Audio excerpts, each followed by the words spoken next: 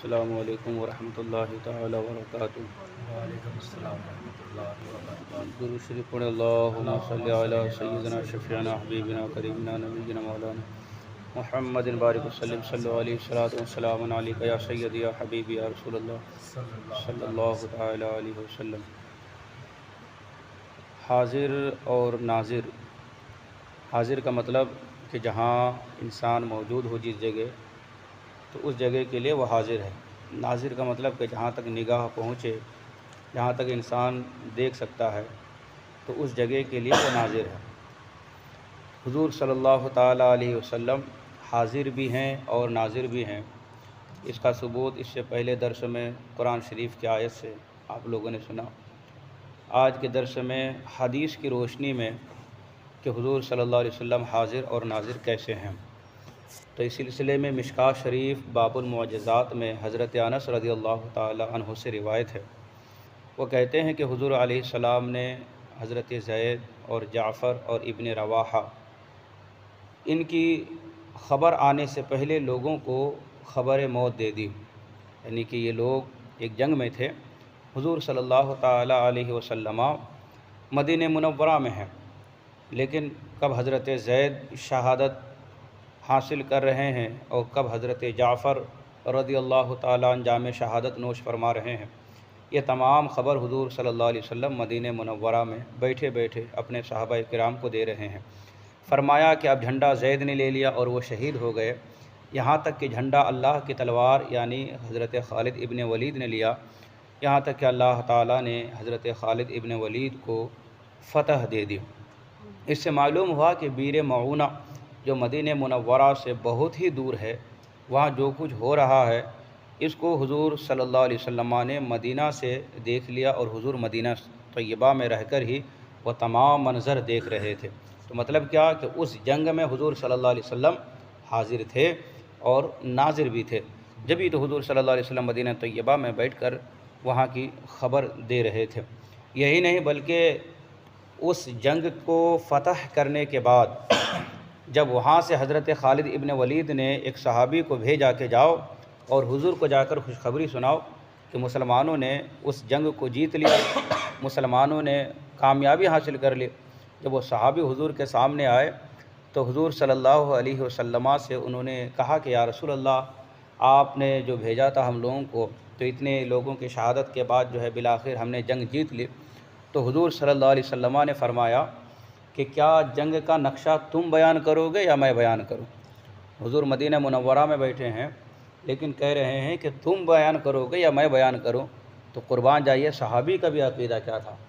صحابی کہتے ہیں یا رسول اللہ صلی اللہ علیہ وسلم، بے شک میں جنگ کے میدان میں موجود تھا، لیکن یا رسول اللہ وہاں کیا ہوا وہ میں آپ ہی سے سننا چاہتا ہوں، اس لیے کہ میری آنکھوں میں ہو سکتا ہے کہ کچھ غلطی ہو جائے، دیکھنے میں میری آنکھیں خطا کر جائے، لیکن یا رسول اللہ جو آپ کہیں گے وہ حقیقت ہوگی اور وہ ایک دم سچی بات ہوگی۔ تو وہ صحابی نے جو خوشخبری دینے آئے تھے، انہوں نے حضور سے کہا کہ آپ ہی بیان کیجئے، تو پھر حضور نے پورا نقشہ بیان کیا کہ وہاں کیا کیا ہوا، کتنے لوگ شہید ہوئے اور کیسے فتح حاصل ہوئی۔ جب وہ تمام چیزیں حضور نے بیان کی تو اس صحابی نے کہا یا رسول اللہ، آپ نے جو کچھ کہا ہے وہی کچھ جو ہے وہاں میدان جنگ میں ہوا تھا، آپ نے نہ اس سے کچھ کم کیا ہے نہ کچھ بڑھایا ہے، جتنا جو کچھ ہوا یا رسول اللہ سب کچھ آپ نے یہاں بیٹھے بیٹھے ہی آپ نے ان تمام چیزوں کی خبر دے دی۔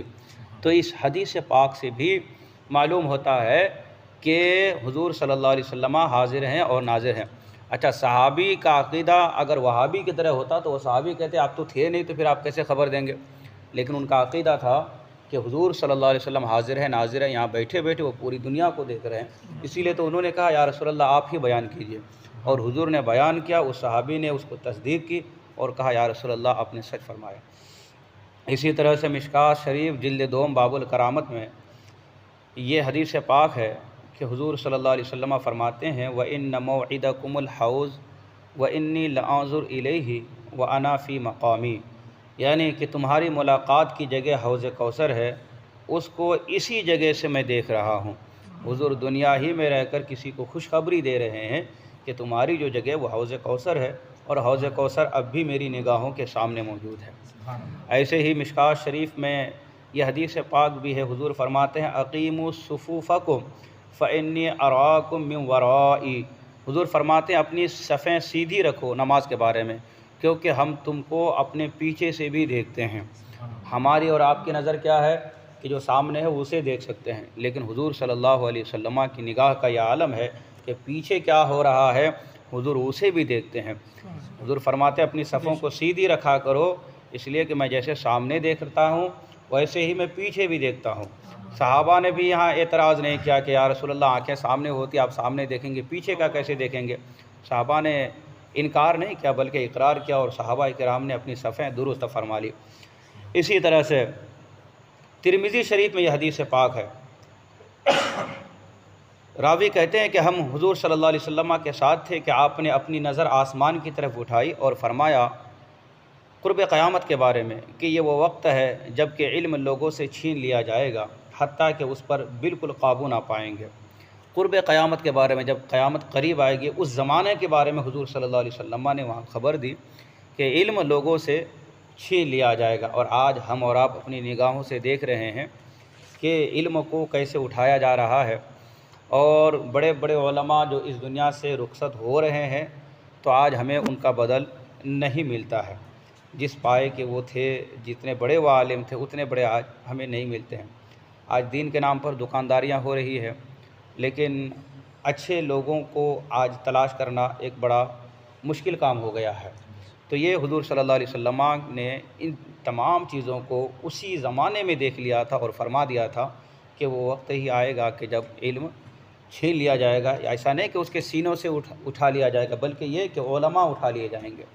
اب وہ جب علماء جائیں گے تو ان کی جگہ پھر اس طرح کے علماء نہیں آ پائیں گے، اور آج ہم اور آپ اپنی نگاہوں سے یہ دیکھ رہے ہیں۔ اس حدیث پاک سے بھی حضور صلی اللہ علیہ وسلم کا حاضر اور ناظر ہونا ثابت ہوتا ہے۔ اسی طرح سے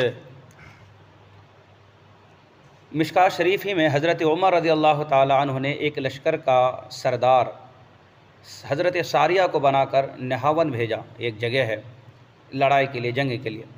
عمر رضی اللہ تعالی عنہ مدینہ منورہ میں خطبہ پڑھتے ہوئے پکارنے لگے، اے ساریہ پہاڑ کو لو، یعنی پہاڑ کو مت چھوڑو۔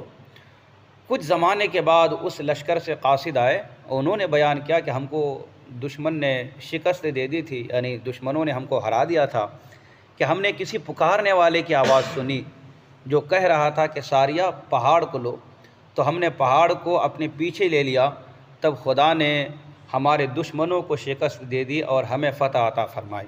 یہ کون ہے؟ حضرت عمر رضی اللہ تعالیٰ جو حضور کے غلام ہیں، مدینہ طیبہ میں بیٹھے، نہاون میں جنگ ہو رہی ہے، حضرت ساریہ امیر ہیں، حضرت عمر رضی اللہ تعالیٰ یہیں سے خطبہ دیتے دیتے بلکہ حالت خطبہ میں ارشاد فرما رہے ہیں کہ ساریہ پہاڑ کو مت چھوڑنا۔ اب حضرت ساریہ میلوں دور ہیں، کئی 100 کلومیٹر دور، لیکن وہاں تک حضرت عمر کی آواز پہنچتی بھی ہے، اور ان کی آواز پر عمل کرتے ہوئے حضرت ساریہ نے جو ہے پہاڑ کو پکڑا، تو اس کی وجہ سے اللہ تبارک و تعالیٰ نے مسلمانوں کو فتح بھی عطا فرما دی۔ یہ حضرت عمر کا حال ہے، تو حضرت عمر جن کا کلمہ پڑھتے ہیں، پھر اس نبی کے علم اور ان کے حاضر اور ناظر کا پھر کیا حال ہوگا۔ اسی طرح امام اعظم ابو حنیفہ رضی اللہ تعالی عنہ نے فقہ اکبر، اور علامہ جلال الدین سیوطی نے جامع کبیر میں یہ روایت نقل کی ہے کہ ایک بار حضرت حارثہ بن نعمان سے وہ کہتے ہیں کہ ایک بار میں حضور صلی اللہ علیہ وسلم کی خدمت میں حاضر ہوا تو سرکار نے مجھ سے سوال فرمایا کہ اے حارث، تم نے کس حال میں دن پایا ہے؟ تو حضرت حارثہ بن نعمان کہتے ہیں میں نے عرض کیا کہ سچا مومن ہو کر۔ فرمایا کہ حضور نے فرمایا کہ تمہارے ایمان کی حقیقت کیا ہے؟ تو حضرت حارثہ بن نعمان رضی اللہ تعالیٰ عنہما کہتے ہیں میں نے عرض کیا یا رسول اللہ صلی اللہ علیہ وسلم، میں گویا عرش الہی کو ظاہراً دیکھ رہا ہوں۔ اللہ کا عرش کہاں ہے؟ یہ حضور کے غلام حضرت حارثہ ہیں، وہ کہتے ہیں کہ میں عرش الہی کو دیکھ رہا ہوں، اور گویا جنتیوں کو ایک دوسرے سے جنت میں ملتے ہوئے اور دوزخیوں کو دوزخ میں شور مچاتے ہوئے دیکھتا ہوں۔ یہ حضرت حارثہ حضور کے سامنے بیان کر رہے ہیں کہ میری نگاہ کا عالم یہ ہے کہ یا رسول اللہ میں تو جنت کو بھی دیکھ رہا ہوں، جنت میں کون کون ہے جنتی ایک دوسرے سے جو مل رہے ہیں میں ان کے ملنے کو بھی دیکھ رہا ہوں، اور دوزخ میں جو دوزخی ہیں ان کے شور کو بھی، ہنگامے کو بھی دیکھ رہا ہوں۔ اچھا، جب یہ بات انہوں نے حضور کے سامنے رکھی تو حضور نے انکار نہیں کیا، بلکہ حضور صلی اللہ تعالیٰ علیہ وسلم نے خاموشی اختیار فرمایا اور گویا کہ ایک طرح سے ان کی بات کی تصدیق کی حضور صلی اللہ علیہ وسلم نے۔ تو فرماتے ہیں کہ جب اس آفتاب کے ذروں کی نظر کا یہ حال ہے، یعنی حضور آفتاب اور یہ حضرت حارثہ اس آفتاب کے ذرہ، آفتاب مطلب سورج، اسی سورج سے حضرت حارثہ نے فیض حاصل کیا ہے حضور ہی سے۔ ان کا یہ حال ہے کہ جنت، دوزخ، عرش، فرش، جنتی دوزخی کو اپنی آنکھوں سے دیکھتے ہیں، تو پھر اس آفتاب کونین کی نظر کا کیا پوچھنا، کہ جن کے ذریعوں سے ان کے یہ علم ہوا، جن کے ذریعے سے ان کی نگاہ کا یہ عالم ہے کہ انہوں نے سب کچھ دیکھ لیا اس دنیا میں رہ کر، تو پھر حضور صلی اللہ علیہ وسلم کے علم اور حضور کی نظر اور حضور کی نگاہ کا کیا کہنا۔ تو یہ جو ہے امام اعظم ابو حنیفہ نے یہ بات نقل کی ہے۔ جو لوگ حضور کو حاضر و ناظر نہیں مانتے نا، وہ بھی کہتے ہیں کہ ہم امام اعظم ابو حنیفہ کی تقلید کرتے ہیں، وہ کہتے ہیں ہم امام اعظم کو فالو کرتے ہیں، ہم حنفی ہیں۔ اور علامہ جلال الدین سیوطی یہ بہت بڑے محدث گزرے ہیں، بہت بڑے مجدد گزرے ہیں، علامہ جلال الدین سیوطی نے بھی اس حدیث کو نقل کیا ہے۔ ان بڑے بڑے علماء کرام نے اس حدیث کو نقل کیا۔ اس کا مطلب یہ ہے کہ یہ حدیث پایہ صحت کو پہنچی ہوئی ہے۔ اب جو امام اعظم ابو حنیفہ کو اپنا پیشوا مانتے ہیں، امام اعظم ابو حنیفہ کو اپنا امام مانتے ہیں، تو ان کو چاہیے کہ امام اعظم ابو حنیفہ کی بات پر عمل کرے اور اپنی بدعقیدگی سے توبہ کرے اور عقیدہ وہی رکھے جو امام اعظم ابو حنیفہ کا ہے۔ ان کا عقیدہ کیا کہ حضور صلی اللہ علیہ وسلم حاضر بھی ہیں اور حضور صلی اللہ علیہ وسلم ناظر بھی ہیں۔ یہ باتیں تھیں حدیث کی روشنی میں۔ اب دیکھیے بڑے بڑے علماء کرام، فقہا اس امت کے، ان کا کیا کہنا ہے اس عقیدے میں۔ تو حضرت شیخ عبدالحق محدث دہلوی رضی اللہ تعالی عنہ بہت پائے کے بزرگ ہیں، یہ لکھتے ہیں فتوح الغیب میں کہ انبیاء علیہم السلام دنیاوی حقیقی زندگی سے زندہ، اور اچھا یہ فارسی کی عبارت ہے، اس کا ترجمہ میں پڑھتا ہوں۔ وہ فرماتے ہیں حضرت شیخ عبدالحق محدث دہلوی رحمۃ اللہ تعالی علیہ کہ اولیاء اللہ ایک آن میں، یعنی کہ تھوڑے سے وقت میں چند جگہ ہو سکتے ہیں، اور ان کے بیک وقت چند اجسام بھی ہو سکتے ہیں، ایک ہی وقت میں ان کی کئی جسمیں بھی ہو سکتی ہیں۔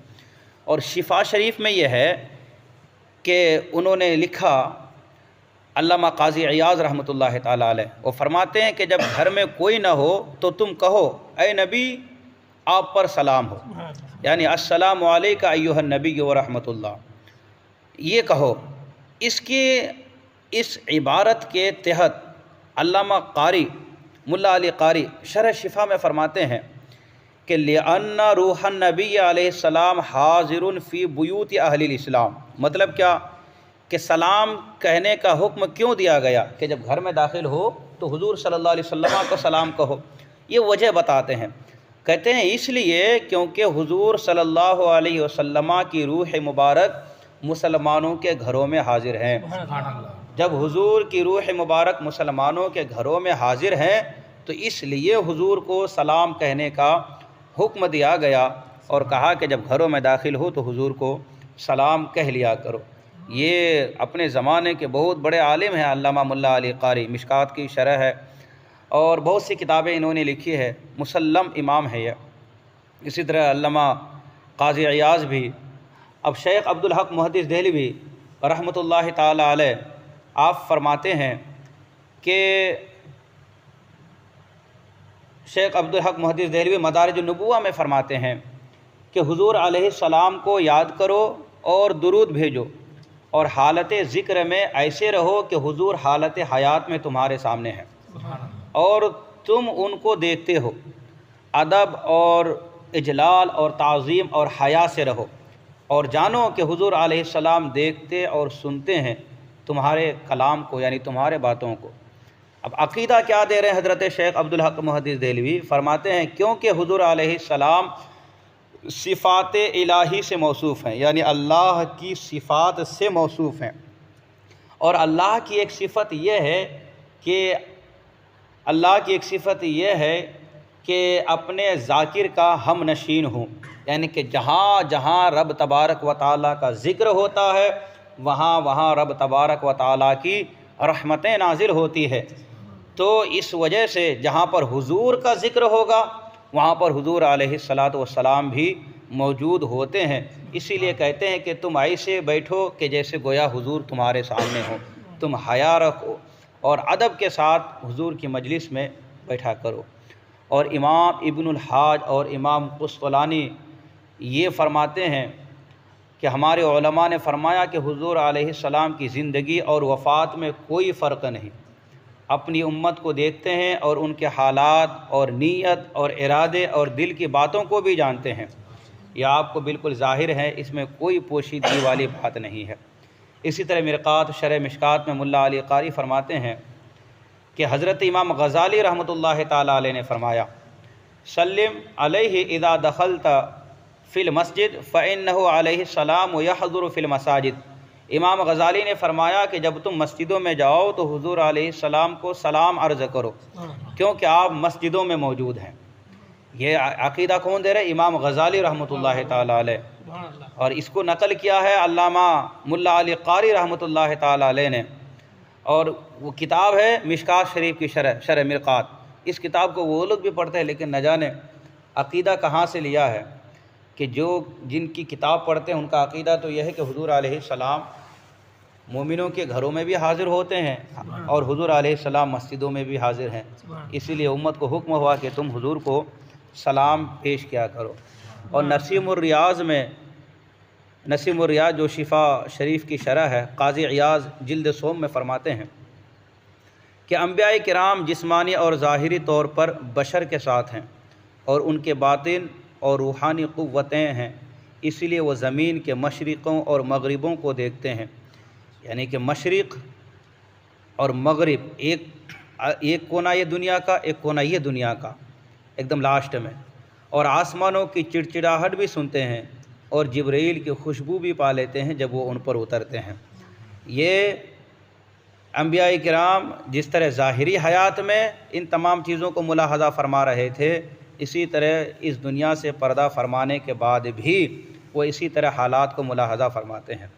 اچھا، دلائل الخیرات کے خطبہ میں ہے کہ حضور علیہ السلام سے پوچھا گیا کہ آپ سے دور رہنے والوں اور بعد میں آنے والوں کے درود کا آپ کے نزدیک کیا حال ہے؟ صحابہ نے پوچھا یا رسول اللہ ہم حاضر ہیں، ہم درود پڑھتے ہیں، آپ سن لیتے ہیں، لیکن یا رسول اللہ جو آپ کے اس دنیا سے تشریف لانے کے بعد آئیں گے وہ آپ پر درود بھیجیں گے، یا یہ ہے کہ جب آپ اس دنیا سے ظاہری طور پہ رخصت ہو جائیں گے وہ درود بھیجیں گے، تو ان کے درود کا کیا حال ہوگا؟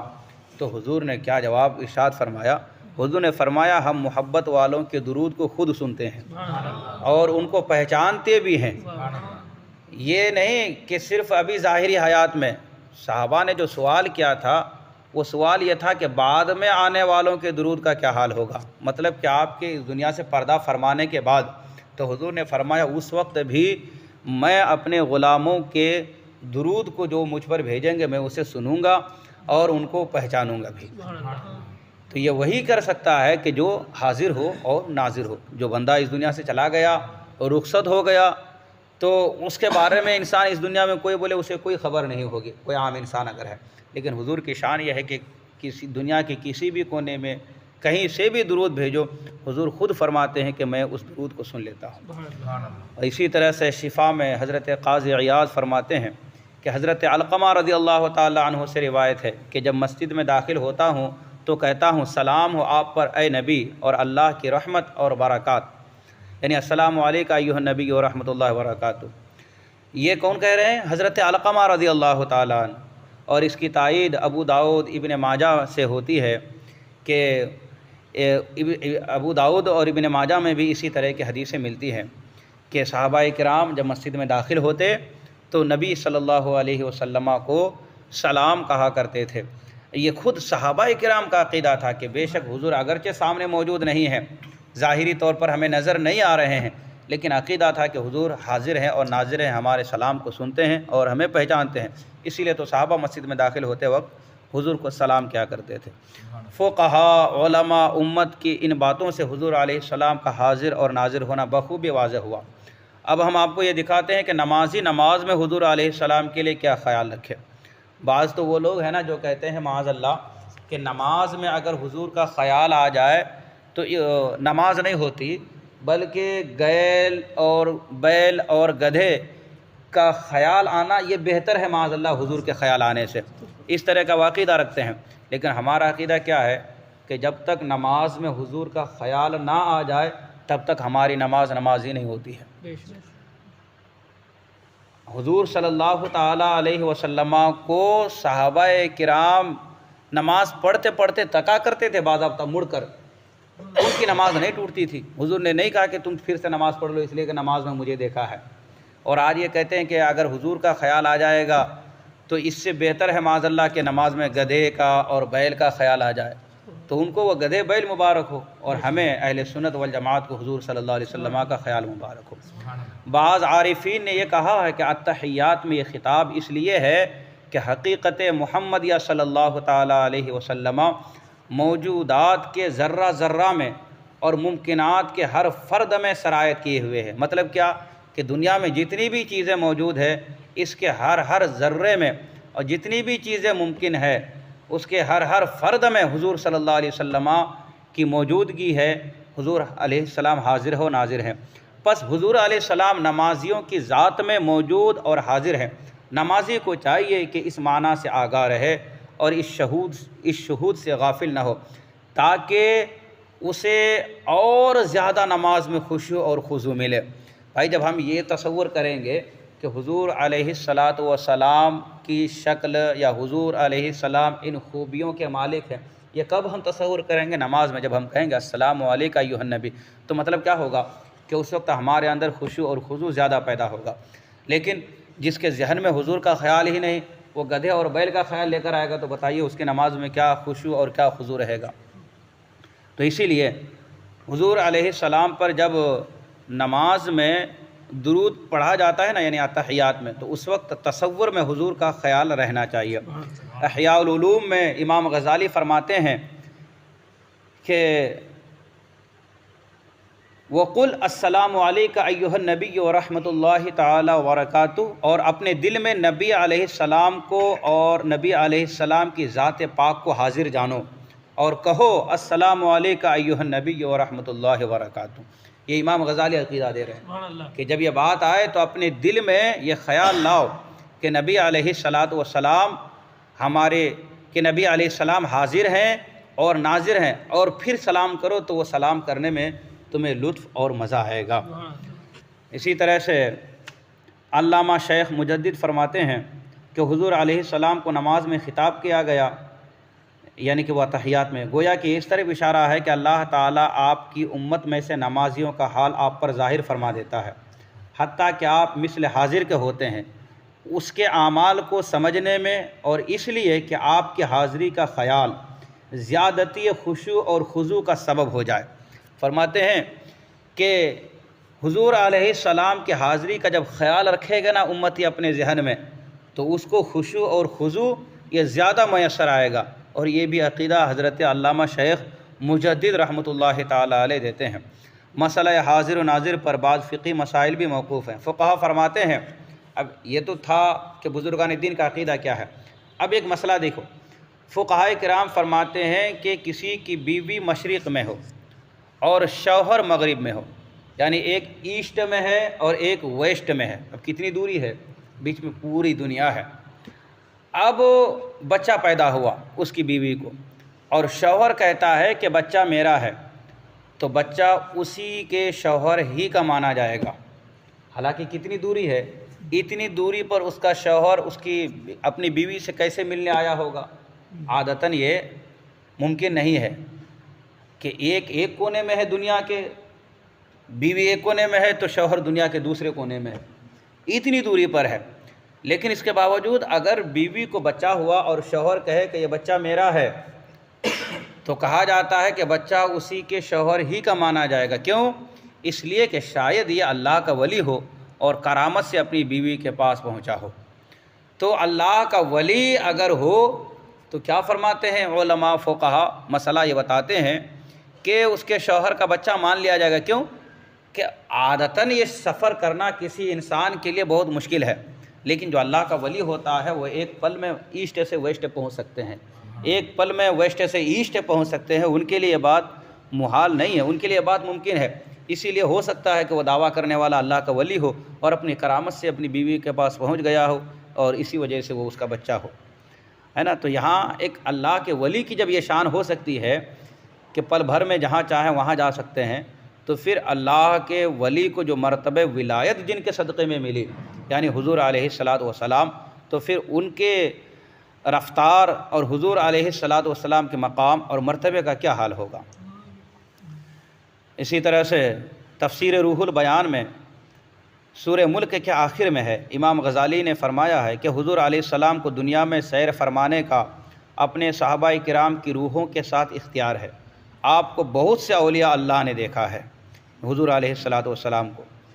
اور اسی طرح سے علامہ جلال الدین سیوطی رحمۃ اللہ تعالیٰ علیہ فرماتے ہیں کہ اپنی امت کے اعمال میں نگاہ رکھنا، ان کے لیے گناہوں سے استغفار کرنا، ان سے بلاؤں کے دور ہونے کی دعا فرمانا، اور زمین کے کونے کونے میں آنا اور جانا اور اس میں برکت دینا، اور اپنی امت میں کوئی صالح آدمی مر جائے تو اس کے جنازے میں جانا، یہ چیزیں حضور علیہ الصلاۃ والسلام کا کام ہے کہ حضور علیہ السلام جس کے لیے چاہے اس کے استغفار کے لیے دعا فرمائے، جس کے لیے چاہے اس کے لیے بلاؤں مصیبتوں کے دور ہونے کے لیے دعا فرمائے، اور زمین کے جس کونے میں چاہیں وہاں جائیں اور برکتیں عطا فرمائیں، اور امت میں جو نیک شخص ہے حضور چاہیں تو اس کے جنازے میں بھی حاضر ہو جائیں۔